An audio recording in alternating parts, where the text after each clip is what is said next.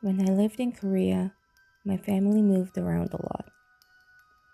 By the time I transferred to another new high school, I was exhausted by the whole routine of being the new kid.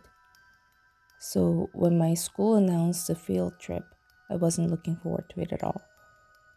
Spending an entire day with classmates I barely knew sounded uncomfortable. But as it turned out, I didn't have to worry about it. The night before the trip, I came down with a fever, and by morning, I was too sick to go anywhere. My parents kept me home, and I spent the whole day in bed. Nobody from school messaged me to ask where I was, but that didn't surprise me. I barely knew anyone anyway. The next morning, I felt well enough to go back. The moment I walked into the classroom, a bunch of my classmates waved at me like we were best friends. "Hey, there she is. You were hilarious yesterday," they said. I stopped beside my desk. I was confused. "What are you talking about?"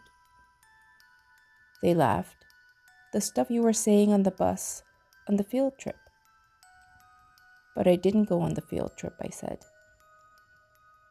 A few of them laughed. They thought I was joking. When I explained that I was homesick all day, they stopped smiling.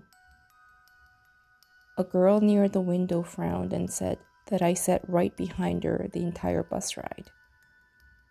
Another girl said we all ate lunch together at a diner yesterday.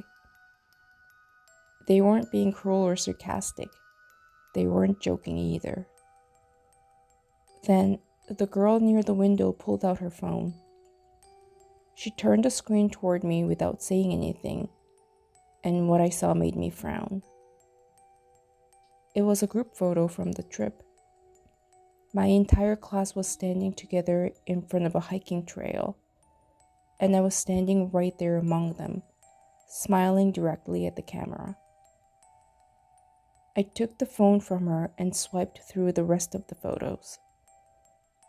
I told myself there had to be a mistake. Maybe it was someone who looked like me. But there were dozens of pictures taken throughout the entire day, and I was in every single one of them. On the bus, at lunch, standing beside different groups of students. The clothes in the photos were mine. The face was mine. There was even the small scar above my eyebrow, the one I've had since I was 7.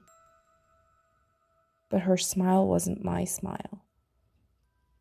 I don't know how to explain that exactly.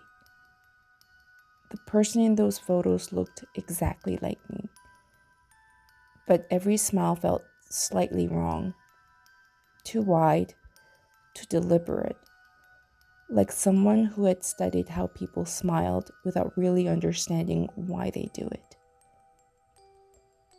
I handed the photo back and said, "That's impossible." My classmates looked uneasy. One of them asked if I was sure I wasn't messing with them, and I told them I was completely sure. The room went quiet.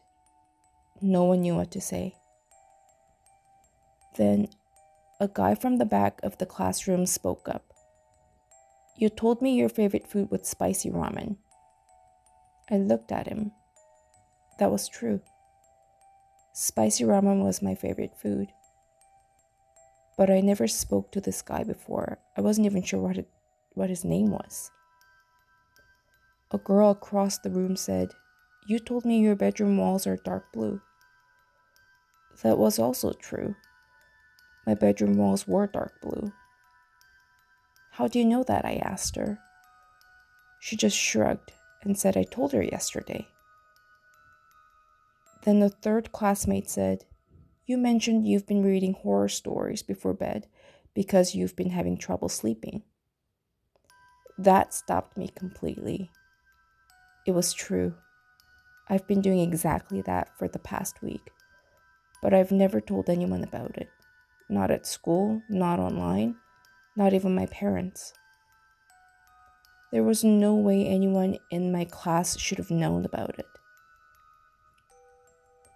But they kept going.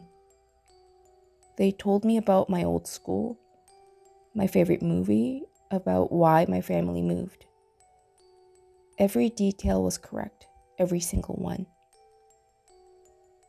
I kept waiting for someone to laugh and admit it was just a prank, but nobody did.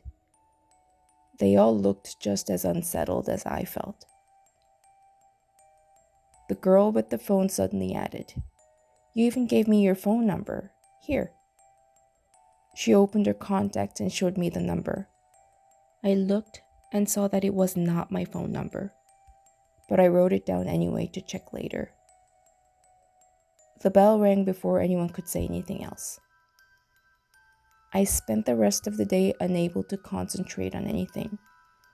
When I got home, I locked myself in my room and sat on my bed for a long time, trying to find some explanation that held together. An elaborate prank, maybe, a misunderstanding, anything. But every explanation fell apart the moment I thought about those photos, about the details nobody should have known, about that smile that looked like mine but wasn't. That night, I finally worked up the nerve to send a message to the phone number that girl had shown me, the number the other me had apparently given out. I texted just 3 words. "Who are you?" I waited for almost an hour sending this text, but no reply came. Eventually, I fell asleep. Sometime in the night, it vibrated and woke me up. The room was dark except for the light from the screen. There was one new message. When I opened it, I found a single photograph. It was a selfie of a girl. The picture had been taken inside my room. I could tell. The dark blue walls, the mirror beside my desk, and the posters hanging behind me. The person in the photo looked exactly like me. The same face, the same hair, the same scar above the eyebrow. But it wasn't me.